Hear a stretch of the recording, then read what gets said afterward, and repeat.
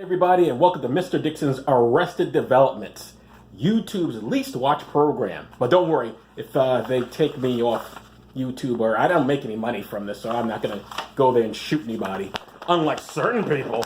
All right, you know the drill here. I'm going to just read a bunch of stories about the religious doing naughty things, because that's my thing. I like doing that. I don't know. Yeah.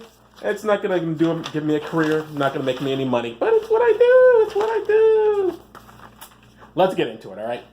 I'm Mr. Dixon. I said Mr. Dixon versus Development. I say like I'm Mr. Dixon, which is unnecessary, right? Because who else would I be? Like I'm the only asshole in this thing. All right, here we go. First story. This is from former Vatican. Oh, sorry. This is from the Independent. I don't know who the Independent is, but they call themselves the Independent. It's not the British Independent. I know that. No, sorry. Rephrase that. I saw Independent news source. It says here, but in fact, it's from the National Catholic Reporter. National Catholic Reporter. Remember that. I have no idea if they actually wrote it. It could be from the AP, but this is where I printed the story out from. Former Vatican diplomat arrested for child pornography. Not a Vatican priest. What? That's just nuts. All right. Rome, ladies and gentlemen. Ever been to Rome? Rome, Vatican officials have arrested an Italian Monsignor who was recalled for service at the Apostolic Nooning culture. Noonis cut. It's Nunciatur. Noonie culture? I don't know. You Catholics can explain it in the comments. I never read them, but go ahead. This Apostolic Nunning culture in Washington in August 2017 on a suspicion of possessing or distributing child pornography. In a brief note, April 7th, the Vatican press office said the city-state prosecutor had issued an arrest warrant that morning for Monsignor Carlo Capella, who was subsequently detained by the Vatican gendarmerie. Gendarmerie. Not it just say gendarmerie, it says gendarmerie. Gendarmerie. Gendarmerie. That's what it says.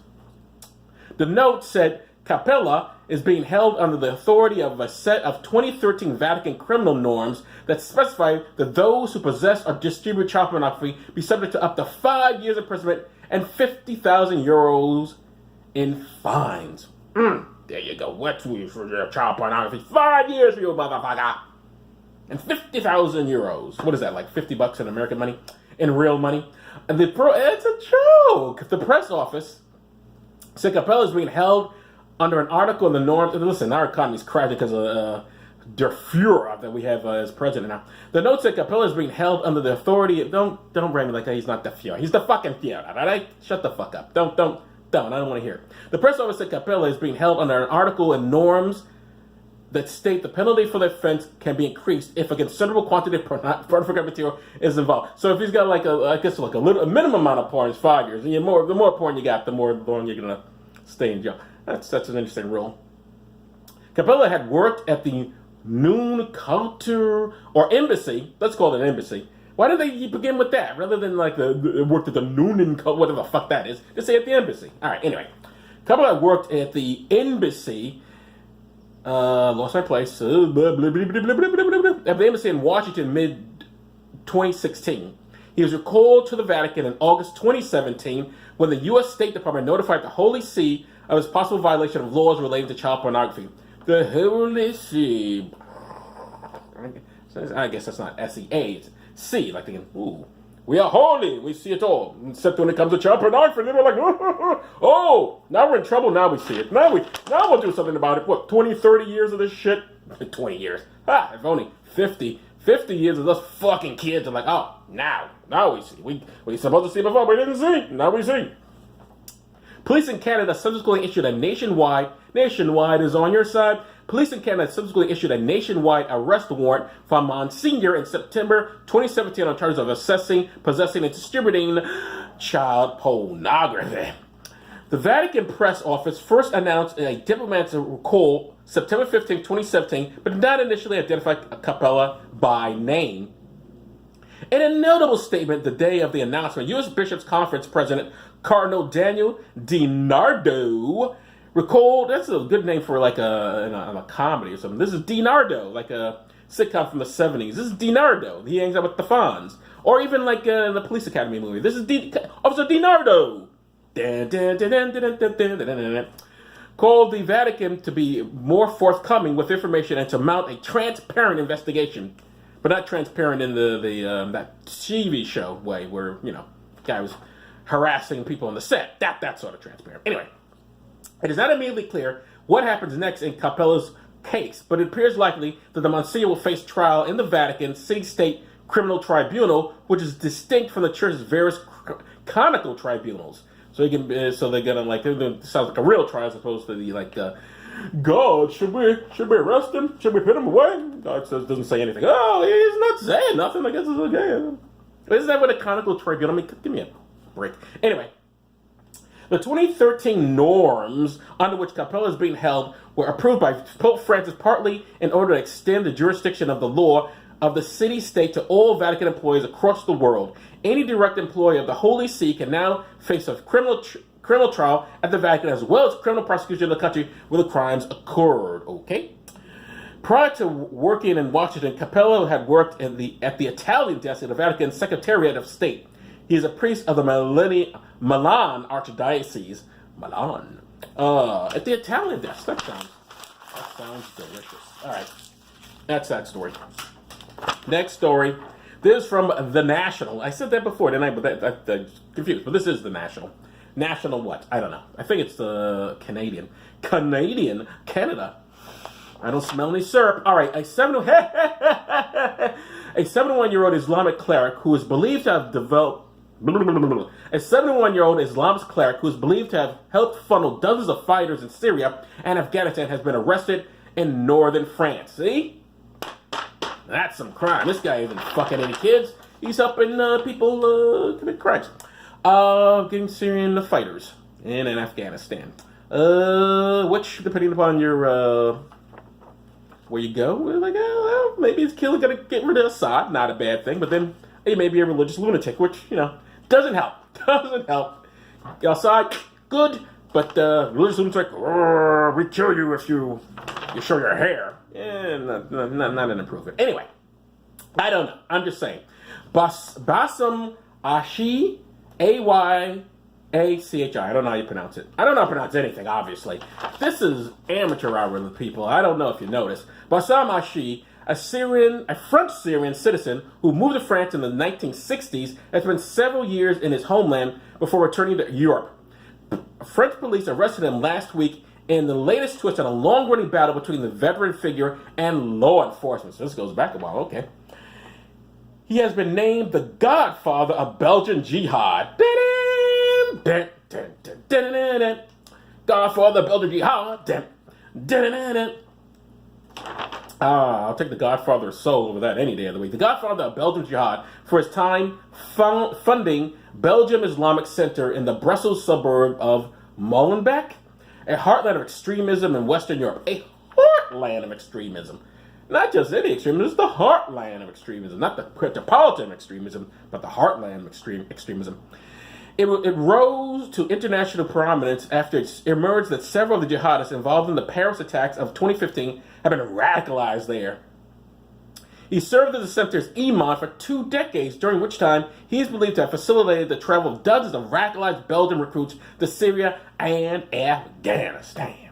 In 2013, he traveled to Syria alongside his son, Abdulrahman Ahi, who was killed in 2013 fighting with the Islamist group Suqur al-Sham in northern Iraq's Idlib province. In 2015, the older man who had joined the Crusade group lost an arm in an arm strike, in an airstrike. He lost an arm in an arm strike. He lost his arm in an airstrike. Dude, your kid is killed, you use your arm. Well, let me keep going. You think you're going to go to meet Muhammad, I guess it's worth it, if you believe in that sort of thing. He had been mentioned, and did you get to meet Muhammad when you die? So what do you, besides the virgin shit, surely he's supposed to be up there in paradise, I guess, I don't know. Hanging out with Jesus? I know they're different religions, but they all basically, they all do the same bullshit. He had been mentioned in some 40 cases in Belgium, but never charged or convicted. Following his arrest last week, French prosecutors charged him with conspiracy in a terrorist and criminal organization for his time in Syria. Okay. Mr. Ayacchi, I don't know how to pronounce it, had previously been arrested in Italy in 2009 when he was caught with a young French Muslim convert hiding illegal immigrants in a camper van. He was accused of involvement in a network facilitating international terrorism, though released 3 years later on appeal. It was shortly after his release he fled to Syria. Maybe it's not so. Maybe the appeal wasn't so appealing. Should have left him in there. One study described him as Belgium's main Al-Qaeda recruiter. Oh, then he is a piece of shit. Okay. That wasn't clear to me before. And when he joined Secours al-Sham, a number of young Belgians followed. Wherever you go, I will go too. Despite this and his alleged connection to a number of Islamist plots in the West, his views were believed to have been moderated by the time he traveled to Syria, evidenced by the fact that Secours al-Sham spent significant time fighting against ISIL, Islamic State. As Thomas Perret, a senior researcher at the Institute for Research and Studies on the Arab and Muslim World in Aix-en-Provence, that's somewhere in France, I don't know, says, for him and many others, 2011 was a major turning point. We tend to forget that today. Some completely reconsider the ideology, I can't say nothing, return to something far more national, pragmatic, that seems to be the case for Ayachi. Earlier this year, French officials estimated that around 690 nationals are still in Syria with varying jihadist groups, but Mr. Ayachi's case demonstrates a number of unique characteristics, none of which I'm going to read because that's where this story continues, but I want to read the one page, because, come on.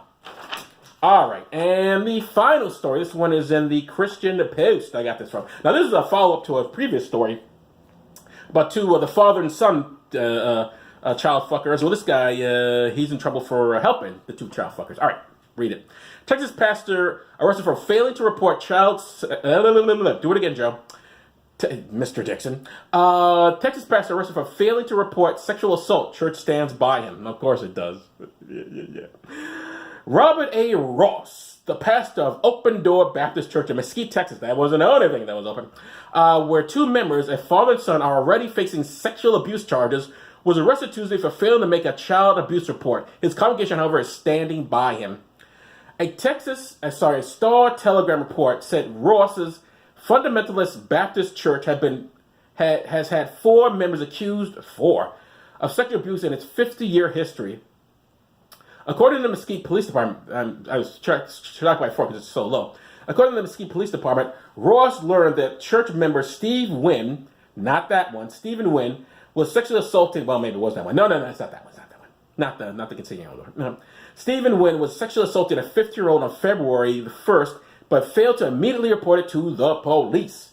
Wynn, 33, a volunteer with Open Doors Youth Ministry, was charged with 3 counts of sexual assault of a child on February 22nd. His father, Larry Wynn, 65, who worked as a church's bus minister, was arrested days later for the sexual abuse of a different minor. Whoa, that's some family. That's going to make Thanksgiving a very interesting conversation. Ross's bond was set at $2,500 on Tuesday. A person who was at the church on Friday told the Christian Post that the pastor had already been released on bond. When asked if the church is standing by their pastor despite the charges against him, an official who identified himself as an associate pastor but refused to give his name said, "Of course we do." He also insisted the church was going forward and declined saying much else. The 33-year-old Steve Wynn is accused of engaging in a 14-month sexual relationship with a young girl that began when she was a 15-year-old student at a church's school, Mesquite Bible Academy. He's like, I'm going to teach you about the Bible and some other things too. Some members and ex-members of the church told I just knocked something over my elbow. Some members and ex-members of the church told the Texas Telegram that a strict culture that idolizes church leaders has created an environment that enables ongoing abuse. Really? You think that's what it did? Folks, that's true of all these places. This place is not unique. Anyone who, with 2 eyes and an Instagram account, could have seen that things didn't look right. One former member told the publication. So if you only had 2 eyes without the Instagram, you couldn't know what's going on. I talked to her, Minor, I guess he gave her name, a couple of times on my phone, another member explained. I was like, hey, you shouldn't be calling this guy your daddy. He's just some guy at church. And she's like, it's none of your business. Like a true 15-year-old probably would.